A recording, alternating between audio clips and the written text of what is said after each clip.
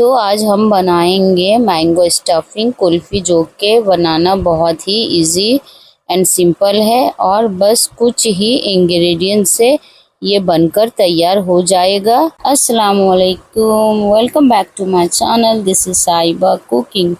तो कैसे हैं आप सब? I hope you all are very well.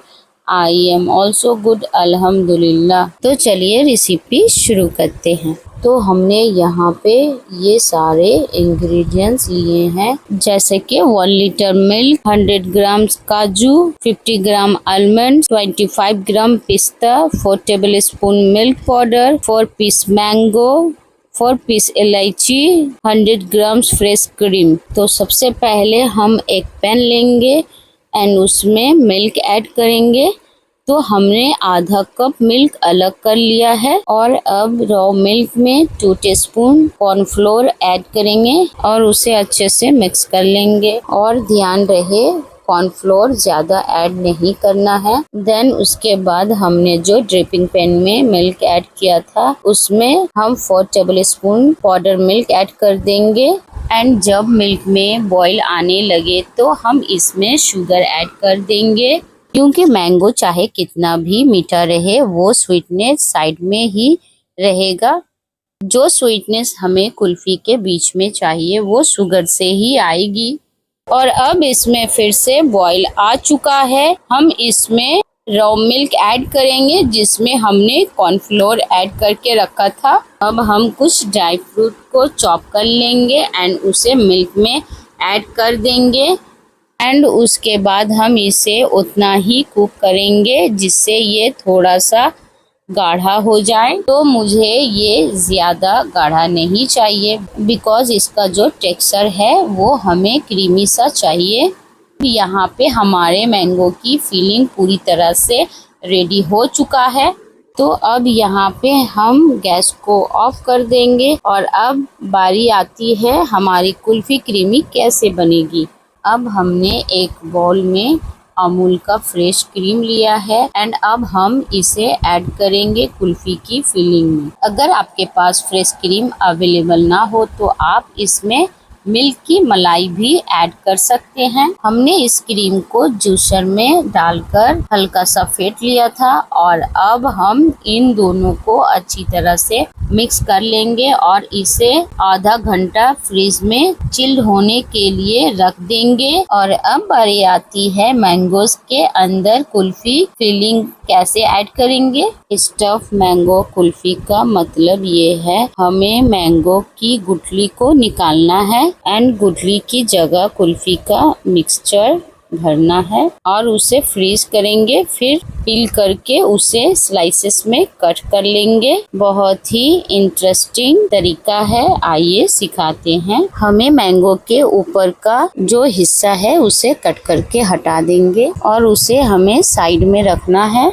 Then आप चाहे तो छोटा नाइफ या स्पून का भी यूज कर सकते हैं। हम इसे इस तरीके से चिमटे से चारों तरफ रोटेट कर लेंगे एंड मैंगो की गुठली को निकाल लेंगे। काफी इजी तरीका है, आप अगर 1-2 बार ट्राई करेंगी तो प्रैक्टिस हो जाएगी। और अब इसे साइड में रख देंगे और बाकी के सारे मैंगो के भी इसी तरह से गुठलियाँ निकाल लेंगे। और अब गुठली के ऊपर जो गुद्दे हैं उसे भी इसी तरह से हम वापस मैंगोज में डाल देंगे। Full detail recipe with the quantity of ingredients is mention on my description box. And अब हमने यहाँ पे स्मॉल साइज के बाउल्स लिए हैं और इसे स्टेप बाय स्टेप ऐसे ही रखते जाएंगे। तो बेसिकली हमने एक छोटा सा बाउल लिया है एंड हमने आम उसी में रखा है, जिससे क्या है कि आम के अंदर जब हम फिलिंग भरे तो फिलिंग गिरे नहीं।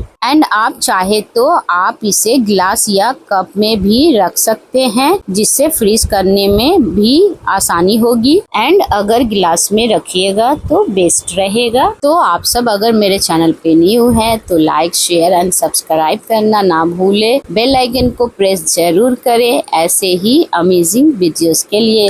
अब सारे आम के अंदर फिलिंग भरने के बाद हम इसे हाथों से थोड़ा सेट कर लेंगे एंड जो हमने आम के ऊपर के हिस्से को रखा था उसे अब हम आम के ऊपर वापस से लगा देंगे। अब हम इसे ओवरनाइट फ्रीज कर लेंगे। आप चाहे तो इसे 4 to 5 आवर्स भी फ्रीज कर सकते हैं, बट ओवरनाइट फ्रीज करना ज्यादा बेस्ट रहेगा। तो यहाँ पे ओवरनाइट फ्रीज करने के वजह से काफी अच्छी तरह से जम गया था और ये बाउल से भी निकल नहीं रहा था। देन हमने इसके बाउल के ऊपर थोड़ा सा पानी डाला जिससे कि ये इजीली बाहर निकल गया और अब इसके ऊपर के छिलके को हम पील कर लेंगे इसी तरह से।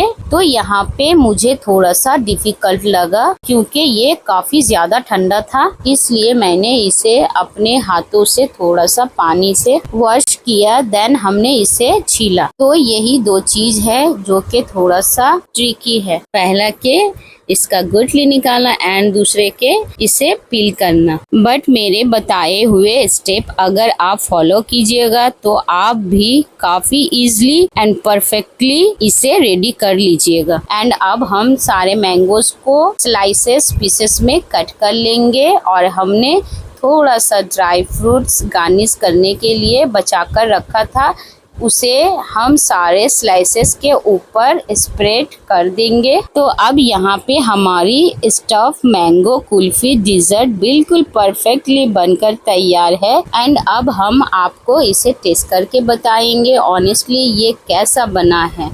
हमने जब एक बाइट खाया तो हमें लगा कि गर्मियों में सबसे अच्छा डिजर्ट यही है। और यहाँ पे थोड़ा सा मैंगो का फीलिंग बच गया था एंड यकीन माने जब ये फ्रीज हो गया था तो ये बिल्कुल कुल्फी आइसक्रीम के जैसे लग रहा था। अल्लाह हाफिज।